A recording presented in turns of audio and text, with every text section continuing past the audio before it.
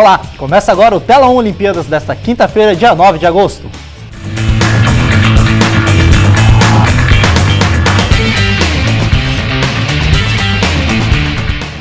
Enquanto gravávamos o Tela 1 de ontem, o Brasil jogava lá em Londres por uma vaga na semifinal no basquete masculino contra a Argentina. O Brasil bem que tentou, mas acabou perdendo para os argentinos, por 82-77. O que faltou para o Brasil ontem lá em Londres? Acho que faltou um pouco de experiência olímpica.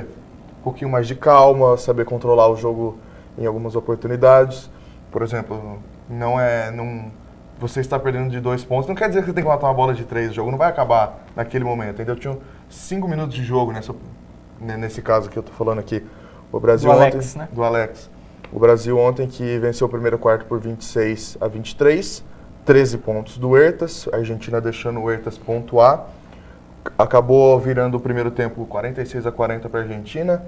No terceiro quarto chegaram a abrir 16 pontos. O Brasil conseguiu voltar no jogo. Um cara que a gente criticou bastante aqui durante as Olimpíadas, que era o Leandrinho, ontem fez uma boa partida. O Leandrinho fez uma ótima partida ontem, 22 pontos, matou 4 bolas de 3. Acho que faltou só um pouquinho mais de bagagem. Eu só achei meio estranho o Marquinhos e o Anderson Varejão ter jogado tão pouco. O Varejão não pisou na quadra no último quarto. O Splitter teve um aproveitamento de lances livres terrível, 2 em 8. E a Argentina que soube usar esse mau fundamento do Thiago Splitter e abusou de fazer faltas no pivô brasileiro, que realmente tem um aproveitamento horrível de lances livres. Coisa que o Brasil não soube fazer. O Brasil fez muitas faltas no Scola e no Ginóbili, que acabaram tendo um aproveitamento muito melhor e acabou fazendo a diferença. E o mau fundamento do Brasil nos lances livres foi fundamental para a derrota, né, Gustavo? Eu não diria fundamental, mas ajudou bastante, até porque a Argentina, como o Ângelo disse, se apropriou disso. E, bom, a participação do Brasil foi digna, o que mostra um bom trabalho do Rubem Manhano, apesar de algumas falhas de substituições nessas Olimpíadas, mas é um trabalho que deve ser continuado. E, além disso, ele teve a honra de não dizer para a seleção brasileira perder e procurar o caminho mais fácil. Preferiu o caminho mais difícil, acabou perdendo, mas mostrou hombridade. Tudo bem que o jogo contra a Argentina era um jogo imprevisível, mas a partir de agora, com a seleção argentina se desfazendo e essa seleção se mantendo, o Brasil nos confrontos contra a Argentina, para mim, vai se tornar o favorito nos próximos anos. Eu acho que o que saiu de mais importante para o Brasil nessas Olimpíadas foi resgatar o orgulho do basquete para o povo brasileiro e resgatar também a moral com os outros países de fora, que agora todo mundo vai começar a olhar o Brasil com outros olhos. Todos agora sabem que o Brasil tem um time forte, que não é mais aquela facilidade de antigamente, que hoje eles têm que jogar muito bem para vencer o Brasil. Rubem Manhano, que renovou o contrato com a seleção brasileira de basquete até 2016. Ou seja, vai estar no Deve Rio ser o técnico do Brasil nas Olimpíadas do Rio. E ele vai ter um trabalho de renovação desse elenco, né? Embora um elenco estrelado, com vários jogadores que jogam na NBA, é um time com idade... Vale frisar que só tem um jogador abaixo dos 23 anos nessa seleção, que é o Raulzinho, o armador Raulzinho. E mais da metade desse elenco tem 30 anos ou mais, então esse trabalho de base deve ser muito bem feito. O Rubem Manhano até, na coletiva de ontem, já falou sobre isso, da base ser melhor trabalhada nesses anos. Apesar de que para 2016 ainda o pessoal de 30 anos deve ter um pouco de gasolina no tanque. E hoje lá em Londres o Brasil acabou perdendo, a atleta brasileira acabou desistindo na maratona aquática de 10 km, a Poliana Okimoto, falando que ela teve uma hipotermia. Ela acabou saindo, desistindo da prova no meio do caminho, na 5ª volta ela acabou desistindo, ergueu a mão, saiu do lago lá no Hyde Park, saiu de cadeira de rodas. A principal dificuldade dela foi sobre as águas geladas, mas a água não estava tão gelada assim. Falaram que a água estava 19 graus, que é o que ela enfrenta na travessia dos Fortes em Copacabana.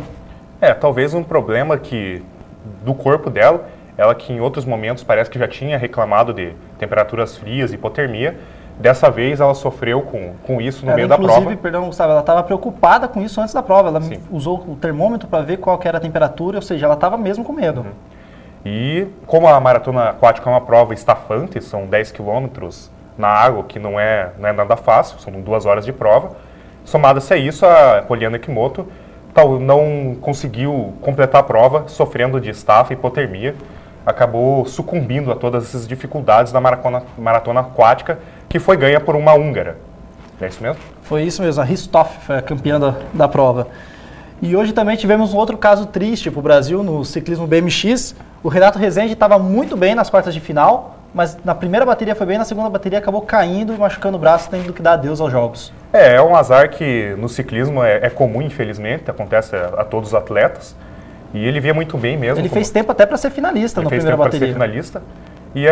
E seria muito bom para o BMX brasileiro, que não tem tanta tradição assim. Os maiores favoritos vêm de Holanda, dos Países Baixos, que tem muita tradição não só no BMX, mas no ciclismo em geral. Infelizmente, uma pena, uma coisa que acontece cotidianamente no ciclismo, não só BMX, mas como de estrada, pista e mountain bike também. Mas agora vamos falar um pouquinho de coisas alegres para o Brasil lá em Londres.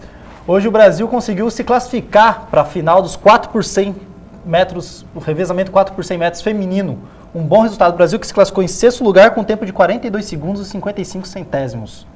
Conseguiu essa vaga na final do revezamento, muito importante para o atletismo brasileiro. Teve a Rosângela fechando o revezamento, conseguindo dar o sprint final que garantiu o Brasil nessa final. E não sei se podemos contar com medalha, mas só estar nessa final já é um grande passo para o Brasil. E foi um bom resultado, porque o Brasil pegou uma série forte, tanto que os Estados Unidos ficou a 1/100º do recorde mundial. O Brasil que chegou a ficar na frente dos Estados Unidos em certo momento. A delegação americana ficou a 1/100º do recorde mundial e ainda estamos nas semifinais, ou seja, deve vir uma final muito forte por aí. E final forte foi a dos 200 metros livre, com Usain Bolt lá, né? Jamaica conseguiu o primeiro, segundo e terceiro lugar. Uma prova fantástica para o país jamaicano. Já era algo esperado isso. E é a prova que é a favorita do Usain Bolt, segundo ele mesmo diz. Dessa vez não conseguiu quebrar o recorde mundial e o olímpico, que ambos são dele mesmo. Ficou a 2 centésimos. Ficou a 2 centésimos, mas fez 19,32, que era o melhor tempo fora esses dois tempos, de 19,19 e 19,30. Ficou só 2 centésimos, mas visivelmente a gente viu que ele fez aquela palhaçada final, dele aquele de estilão sempre. Bolt. Depois da prova ainda foi fazer flexão, mostrar que estava inteiro. Aquele estilo irreverente do Bolt que a gente já está acostumado. O Bolt relaxou, como de costume, ele trotou nos últimos metros, parou de correr. O Johan Blake, que diziam fazer frente para ele nas duas provas. Mostrou que não faz frente, apesar de ter feito uma boa prova. Apesar de ter feito boa prova, ter conseguido a prata nos 100 e nos 200, mostrou que hoje, nessas provas rápidas do atletismo, ninguém consegue superar o Bolt. Jamaica com pódio inteiro dos 200 metros, que já alavanca ela no quadro de medalhas. E só uma coisa, em 2008, quando o Bolt fez 19,30, ele não soltou, ele fez 100% a prova inteira. Ou seja, se ele tivesse feito 100%, eu acho que ele tinha baixado esse tempo. Tinha baixado até do 19,19 que ele fez no Mundial de Berlim em 2009. E hoje também, continuando com os assuntos bons para o Brasil lá em Londres, o Yamaguchi Falcão se classificou para a semifinal, ontem no caso, né? Perdão, e já garantiu uma medalha para o Brasil. Essa dupla, Yamaguchi Falcão e Esquiva Falcão, os irmãos, dando muitas alegrias para o Brasil no boxe. Eles que têm uma história de vida bem difícil, moram no Espírito Santo, sempre tiveram muitas dificuldades para treinar. O pai sempre treinou eles porque não podiam treinar em academia. Eu tenho uma aspas frase, aqui, né? do pai dele, o Touro Moreno, que falou bem assim ontem quando soube que o filho se classificou para a semifinal, que os dois já estavam com uma medalha garantida. Só uma curiosidade antes, eles não têm telefone fixo em casa. É um orelhão perto de casa, aí quando o orelhão toca, o pai vai lá correndo ver se é notícia do filho. A frase do Touro Moreno, pai dos dois pugilistas, foi: chorei, não teve jeito. Infelizmente nunca pude dar luxo nenhum para eles. Eu sei todas as dificuldades que eu e os meninos passamos na vida, mas há 10 anos, durante uma entrevista, eu falei que eles ganhariam uma medalha olímpica. E podem trazer uma medalha de ouro, né? Que é a grande esperança deles. Os dois já têm medalha de bronze garantida. Amanhã lutam as semifinais o Esquiva Falcão de manhã e o Yamaguchi Falcão de noite. E a esperança é que os dois consigam pegar a final, né? Uma história de vida bonita para eles e para o boxe brasileiro que não recebe tanto apoio como deveria receber, né? Sim, e depois de 44 anos sem medalhas, o Brasil já alavancou 3 de uma vez. E os irmãos Falcão com nomes criativos, assim podemos dizer. E no nosso último tema aqui no programa hoje, vamos falar mais sobre alegrias para o Brasil lá em Londres. O Brasil já garantiu no mínimo uma medalha de prata no vôlei feminino ao bater o Japão por 3-0 agora há pouco e se classificar para a final contra as americanas. Vai ser um jogo muito difícil com certeza, mas o Brasil superou todas as dificuldades da fase de grupo. Um jogo dificílimo contra a Rússia no tie-break, salvando 6 match points. E tá na briga pelo bi, né, olímpico, né, já que são as atuais campeãs. Eu não sei se vai conseguir ser campeã, mas só de já ter chego nessa final é um feito importante. Caso curioso é do Zé Roberto Guimarães, o técnico brasileiro, que vai brigar pela sua terceira medalha de ouro, né? Ele que ganhou com a seleção equipe masculina em 92, em Barcelona, ganhou em 2008 com a equipe feminina e tem mais uma chance de ser medalhista. O Brasil hoje confirmou o favoritismo, o Zé Roberto aí, mais uma vez brigando por medalha de ouro. Só que o Brasil, né, veio superando problemas desde antes com o corte da Mari, aquele jogo fantástico contra a Rússia, e vai ter mais uma pedreira agora pela frente. A gente fica feliz de não ter que se esforçar muito para ganhar das japonesas, confirmar esse favoritismo com Estados Unidos que também ganhou de 3-0 da Coreia do Sul na outra semifinal. E vai ser uma final realmente fantástica, sem favoritos. Os dois países tiveram treinos de luxo e o Brasil, apesar da forte defesa japonesa, como eu tinha falado e se confirmou hoje, conseguiu uma vitória facílima de 3-0 no embalo daquela vitória fantástica contra a Rússia. O Brasil também que tem chances ainda no vôlei masculino, que amanhã disputa a semifinal contra a Itália, que também pode se classificar para uma final. Ou seja, o vôlei brasileiro, que em certo momento lá em Londres ficou tão decepcionante, com o povo não acreditando tanto, pode trazer 2 medalhas no mínimo.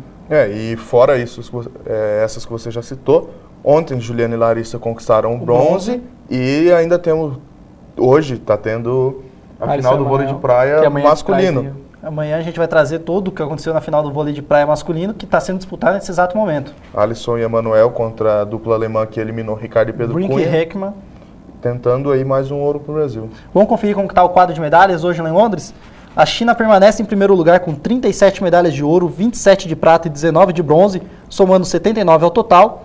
Os Estados Unidos vem em segundo com 35 medalhas de ouro, 23 de prata e 25 de bronze, somando 83 no total. A Grã-Bretanha vem com terceiro lugar com 24 medalhas de ouro, 13 de prata, 14 de bronze e 51 no total. E o Brasil está em 26º com 2 medalhas de ouro, 1 de prata, 7 de bronze, 10 medalhas no total. A expectativa é que aumente, já que temos várias medalhas garantidas no futebol, no vôlei de praia, boxe, alguns esportes ainda que vão começar, como o taekwondo. E eu acho que dá para ter uma boa expectativa que o Brasil suba bem nesse quadro. Acho que nos próximos dias vão ser bons para o Brasil lá em Londres. Esperamos assim, né? Esperamos que sim. E a briga entre China e Estados Unidos continua forte. A expectativa é superar o desempenho de Atenas, de 2004, e realmente nesses próximos dias a gente pode ter grandes resultados para o Brasil. Só uma informaçãozinha rapidinho que eu estou vendo aqui, o Diogo Silva acabou perdendo bronze no taekwondo, uma luta meio polêmica ali. Amanhã a gente vai trazer um pouquinho mais sobre o que aconteceu lá, né? Uma pena ele ter ficado sem um bronze. E o Tela 1 Olimpíadas de hoje vai ficando por aqui. Confira mais sobre as competições no tnoticias.com acessando o link abaixo. Amanhã estamos de volta. Até lá!